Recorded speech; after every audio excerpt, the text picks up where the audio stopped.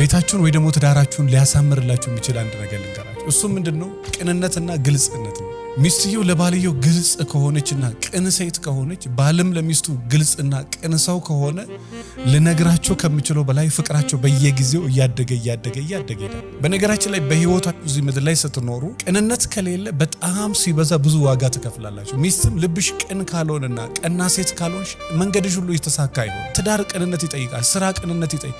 እያንዳንዱ ነገር ላይ ቅንነት እናንተ ጋር ከሌለ የመሳካት እድሉ ነገሮቻችሁ መስመር የመያዝ እድላችሁ በጣም ሲበዛ ያናሳል። ሴት ከሆነሽ ተባርከሽ መኖር የምትፈልጊ ከሆነ ግልጽነትና ቅንነትን ተጠቀሚ። ትዳር ቅንነት ይጠይቃል።